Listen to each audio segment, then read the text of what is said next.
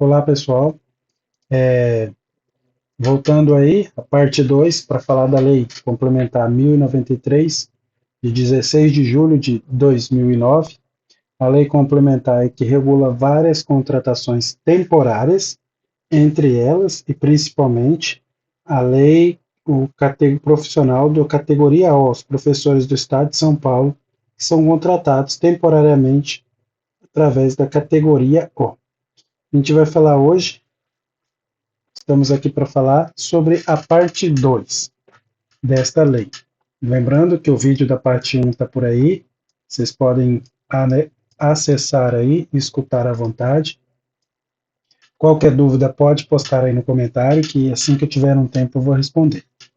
Então, continuando aí a parte 2, a parte 1 foi do artigo 1 ao artigo 10, e a gente começa a parte 2 no artigo 11. A remuneração do contratado, nos termos desta lei, será fixada. E agora vamos nas hipóteses de fixação de remuneração. Para o desempenho de atividades correspondentes às de cargos públicos, em importância não superior à retribuição inicial destes, a acrescida das vantagens pecuniárias inerentes à função, ao contrário ao horário local de exercício. 1.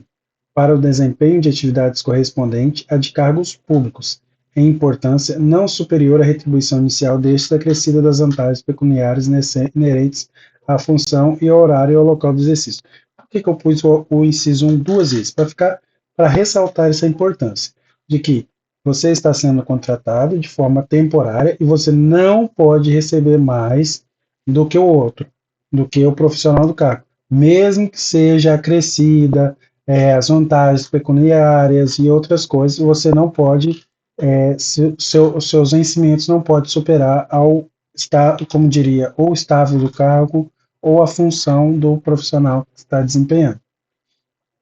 Por que isso? Porque teoricamente você está como temporário cobrindo a vaga de alguém. Então você não pode receber mais do que aquele alguém que você está cobrindo. Entendeu? É mais ou menos isso. Para o desempenho da função de docente por período de 1 até 15 dias, é importância correspondente às horas-aulas efetivamente ministradas. Aqui o que dá a entender é que de 1 a 15 dias você vai receber pela quantidade exata de aulas. Deu 16 dias, eles vão contar como se você tivesse trabalhado o mês inteiro. Pelo menos é o que dá para entender nessa lei. 3. Para o desempenho de outras atividades em importância não superior a remuneração inicial estabelecida pela legislação estadual vigente para servidores que exerçam função assemelhada. Então, volta mais ou menos aquele questão do inciso 1. Você não pode receber mais do que a pessoa ou o efetivo do cargo. Ao valor definido pelo Poder Executivo, que não poderá ultrapassar os limites os limites legais nas demais hipóteses. Ou seja, você está sendo contratado temporário e o Executivo não pode pôr lá seu salário de uma forma exorbitante, nem muito para cima, nem muito para baixo. Ele tem que mais ou menos seguir o cargo que você está substituindo. Artigo 12.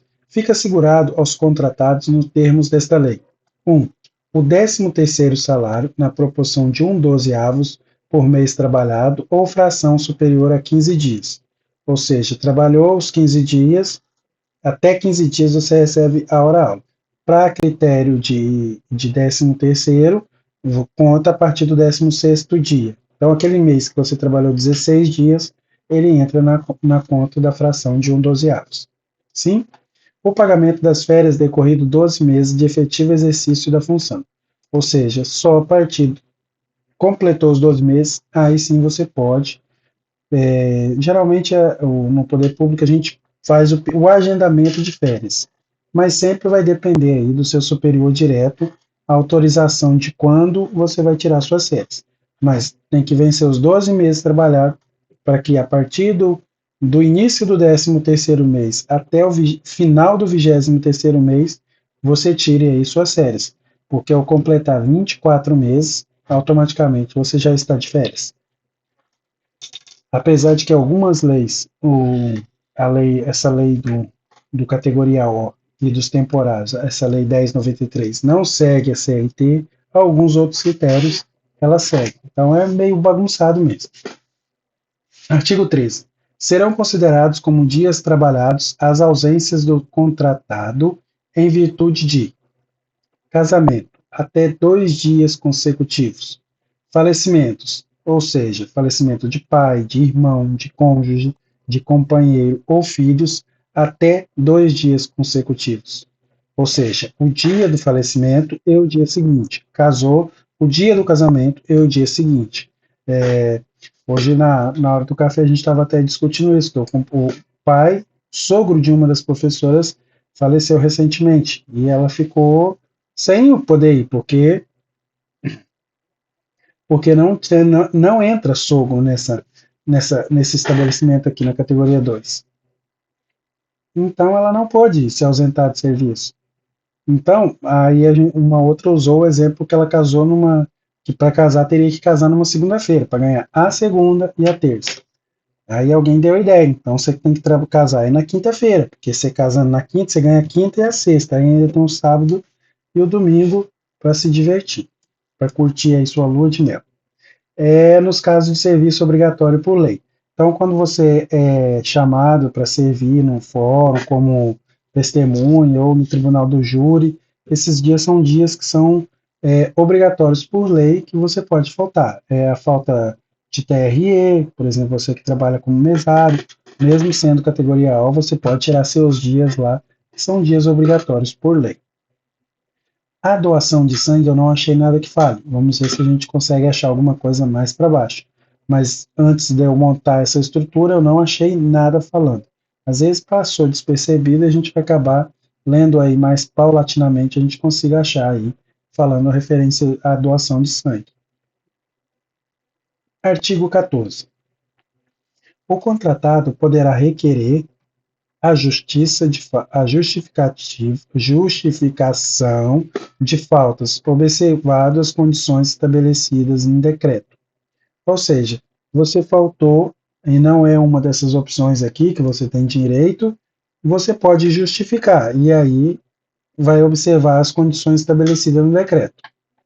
As faltas consideradas justificadas pela autoridade competente não serão computadas para fim do inciso 4º do artigo 8 desta lei complementar. São aquelas faltas consecutivas, seguidas, que pode prejudicar na sua avaliação de desempenho. Artigo 16. Os limites de faltas justificadas e injustificadas serão fixadas em decreto. Saiu o último decreto que saiu falando sobre as faltas do categoria O, se eu não me engano, é de fevereiro de 2024.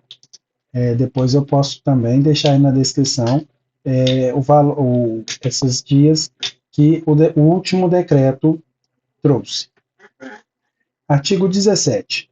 O contratado perderá a totalidade da remuneração do dia quando comparecer ou retirar-se do serviço fora de horário, ressalvadas as hipóteses previstas em decretos e os casos de consulta ou tratamento de saúde previstos em lei.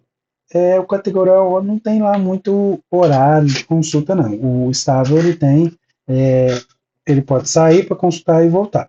O categoria O é atestado por dia inteiro e já era, compadre. Ou você perde o dia com uma falta injustificada, ou você dá um atestado no dia. Lembrando que se você tem que torcer para esse mês você não ficar doente, porque você não pode dar mais que um atestado no mês. O categoria O é tratado como robô, exatamente.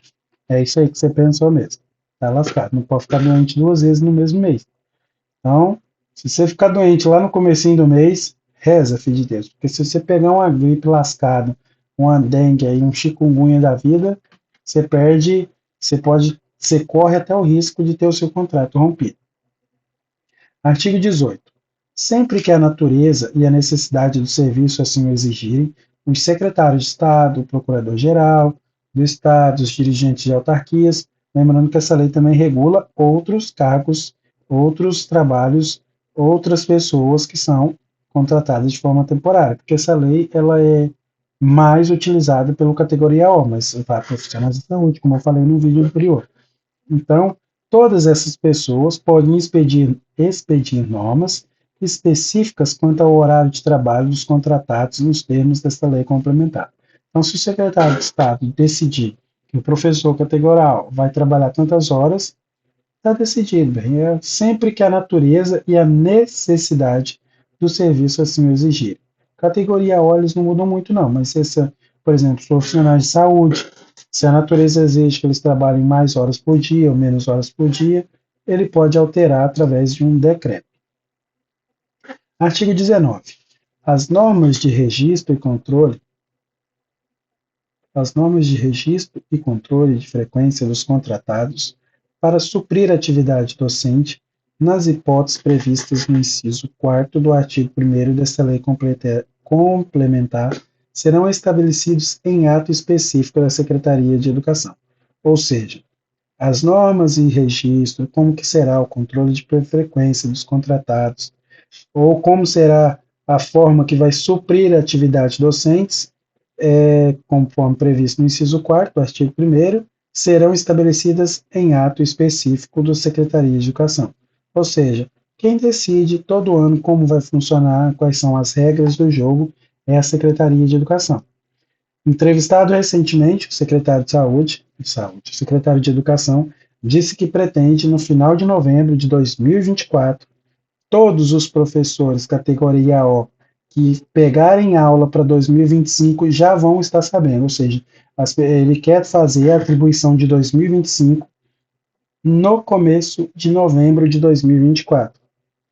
Atualmente, pelo menos desde que entrou, não houve um prazo que esse secretário cumpriu. Então, se ele está falando final de novembro, a gente reza para que pelo menos no final de dezembro já estejam resolvidos toda essa questão da atribuição de aula de 2025. Até porque 2025, segundo o próprio secretário e até mesmo o governador, em 2025 os concursos que tiverem sido aprovados no concurso vão começar a trabalhar em 2025. Então, é esperar para ver, rezar para crer e torcer para chegar o dia. Como o vídeo ainda está um pouco, eu vou dar uma pausa, vamos parar por aqui, vai ficar um vídeo mais curto e a gente volta com a parte 3 para finalizar aí a legislação. A parte 2 era um pouco bem curta, os artigos não tinham muitos incisos, muitos capítulos, então a gente vai aí para a parte 3 no próximo vídeo. Um abraço, tchau, tchau, até breve.